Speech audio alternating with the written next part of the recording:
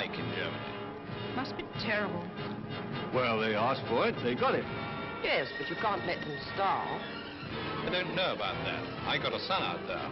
As far as I can see, it'd be a good thing if some of them did die. Well, a lot of Germany is dead. Our last bombing was directed against their communications, against convoys, trains, road and rail bridges, against goods yards, stations, viaducts.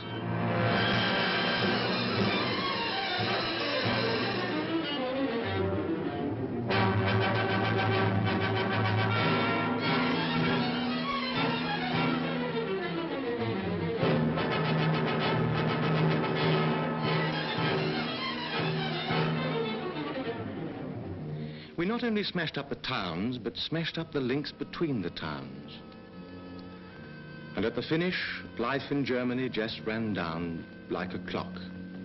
Place and time meant nothing, because the people, the links between the people were smashed too. They were just left wandering, searching, looking for food, looking for their homes, looking for each other.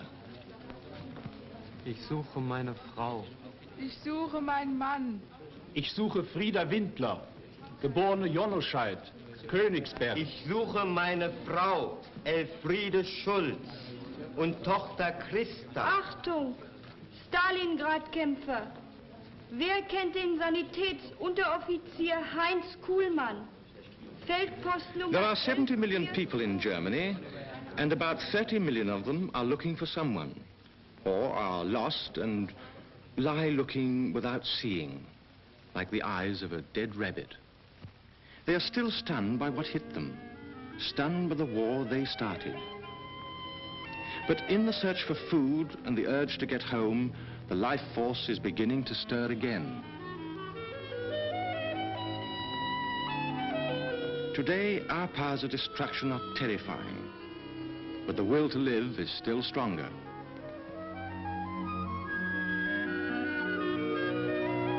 That's why we can't wash our hands of the Germans, because we can't afford to let that new life flow in any direction it wants.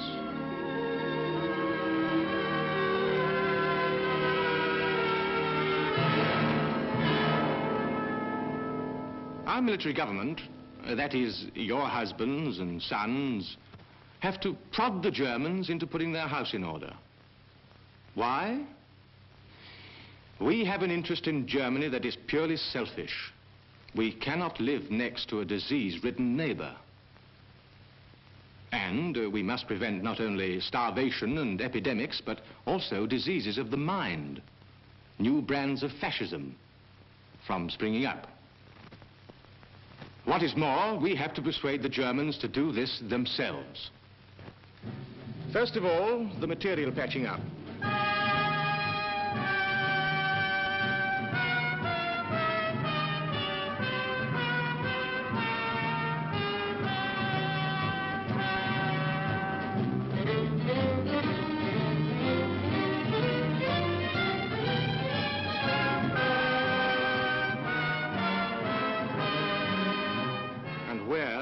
Meantime, do they live?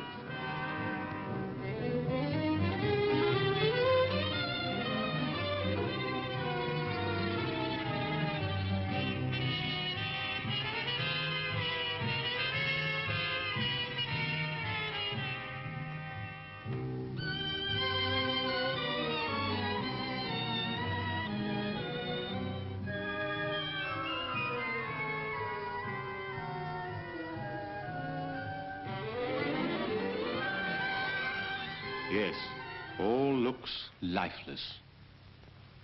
But underneath the rubble, there are people living in the cellars.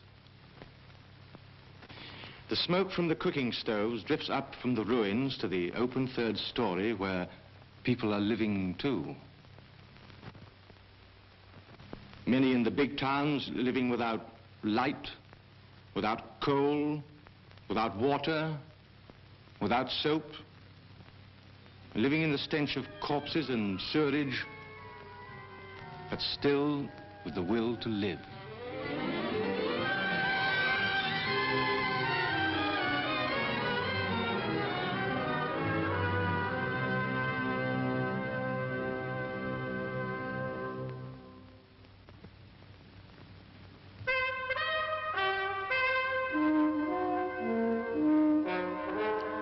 But the one thing on which all reconstruction depends is coal. Without coal, there can be no power and no transport. In Essen, our coal control has taken over the Krupp family mansion as its headquarters. And from here, we organize the output and distribution from the whole Ruhr coal fields.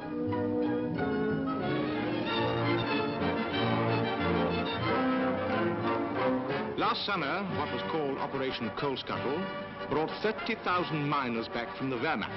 But today, the great problem is moving the coal from the pithead to the liberated countries, to the German power plants and to the Allied military dumps.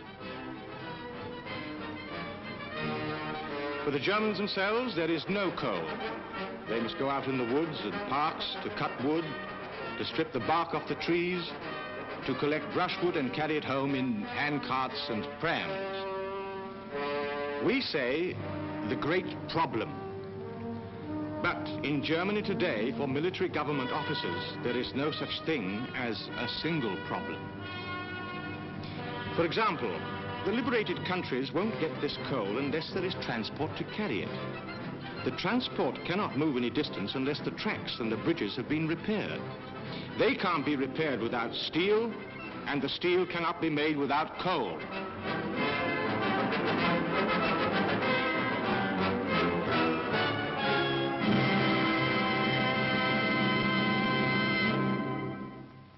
There are some 17 newspapers published in the British zone. They all carry advertisements asking for the whereabouts of relatives. At Hamburg, there is a British-run postal search station indexing inquiries coming in at the rate of 50,000 a day. But when someone contacts their relatives, they must get a permit before they can travel by train. Hordes of cyclists and pedestrians and horse-drawn trucks wait to cross the pontoon and Bailey bridges built by our engineers. Wait to cross after military government traffic.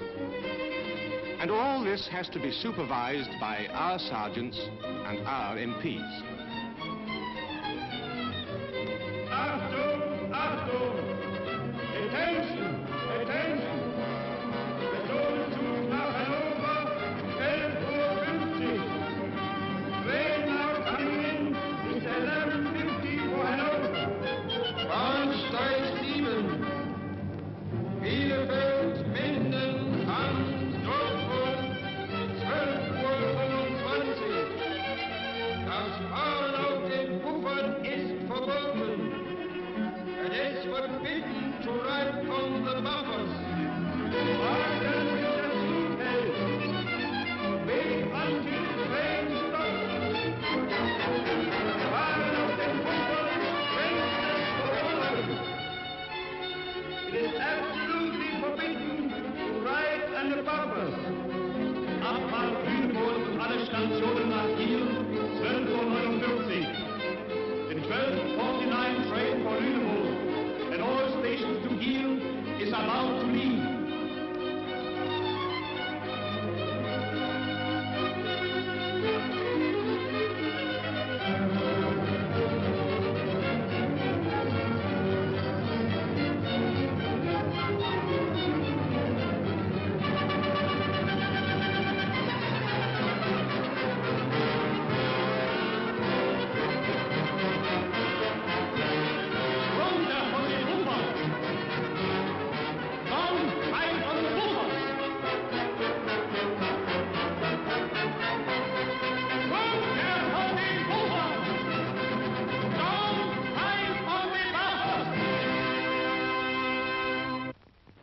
But in all this, we have to safeguard ourselves.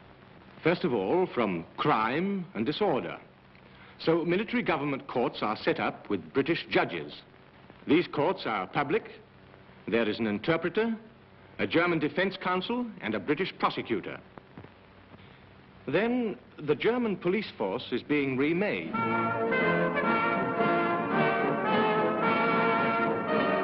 The new German policeman has to understand that he is the servant of the public and not its master. Then we have to safeguard ourselves from disease. The Germans are getting 1,000 to 1,200 calories a day, according to type of work. about half our rations. But we have a survey team in the field staffed by the Red Cross and the RAMC, checking the effect of these rations on the population. Tests are made of blood content, of blood pressure, of height and weight, and reports sent to the Control Commission for them to judge whether the food is just sufficient to keep Germany at work. But the greatest headache is education. You will never get Nazi ideas out of the heads of some of the adults, particularly those living away from the devastated areas. What about the children? For them, the desolated landscape provides a dream playground. The derelict weapons of war might have been specially designed to have games with. There are Germans who know this can't go on. That teachers must be found and themselves taught to teach the children that there are other things in life beyond Nazism and war. But again, the complexity of problems. The schools are in ruins, the teachers too few, the children too many. And as the months go by, the children are growing up and getting more like their fathers. We just cannot afford to leave them to stew in their own juice.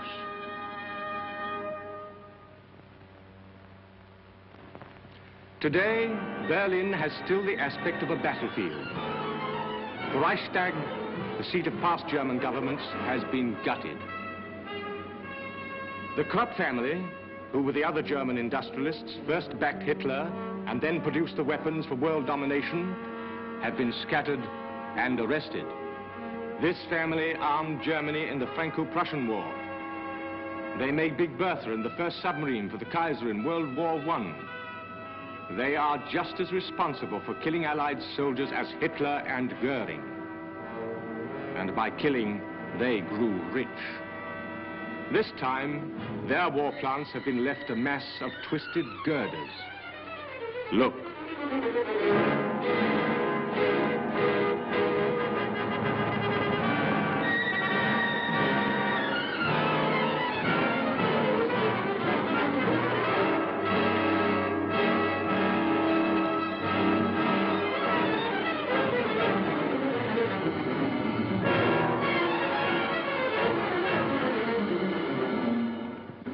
This time, the Wehrmacht are really beaten.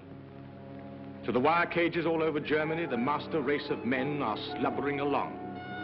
They are stripped of their insignia, deloused, numbered. But this mass of humanity has to be sorted out into something like order. Not only their bodies, but also their minds. What about the ideas in their heads? They have to be demobilized and got back to work. But let one man or woman who still believes in the Nazi regime or the destiny of the German people to rule the world take office, and you have the beginnings of another war. So they are put through a screen. To begin with, selected Germans interrogate them and fill in their demobilization papers. Note this meek little man who looks like a clerk or a grocer. Here is his portrait in Luftwaffe uniform. Then all their thumbprints are taken for record, and they are stripped and examined for the SS mark tattooed under the left armpit. Then their past history and character is examined by our intelligence officers, German-speaking ex-commandos and parachutists. The majority of Germans get through this close examination and are demobilized. But every so often there appears one who is suspect or who is wanted, whose papers are too good or whose answers are not good enough.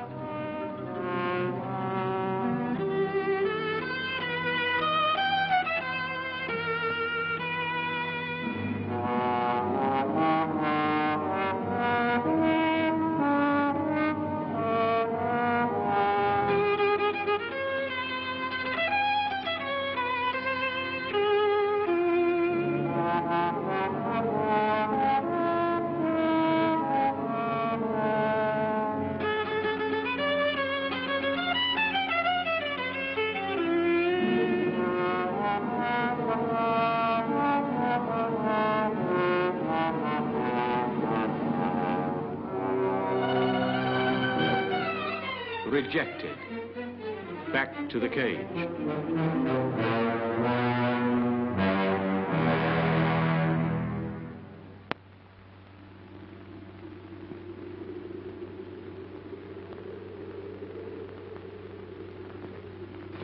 As night falls in Germany, the people must remember the curfew.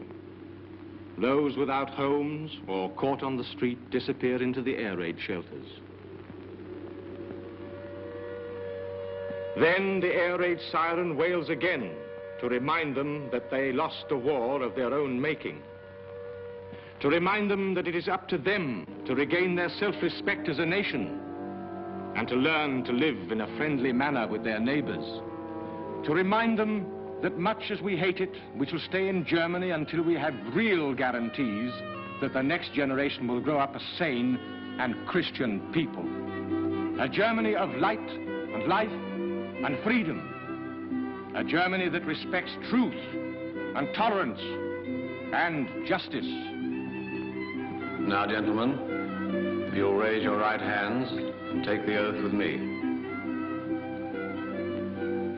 I swear by Almighty God Ich schwöre bei Gott dem Allmächtigen, that I will at all times dass ich die Gesetze jederzeit apply and administer the law without fear or favor zu niemandes Vorteil und zu niemandes Nachteil and with justice and equity to all persons mit Gerechtigkeit und Billigkeit gegenüber jedermann of whatever creed, race, color, or political opinion they may be.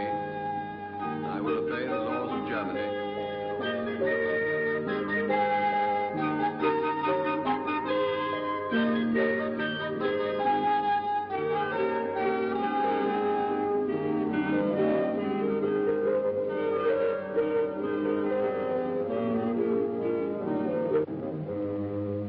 To establish equal justice under the law for all persons.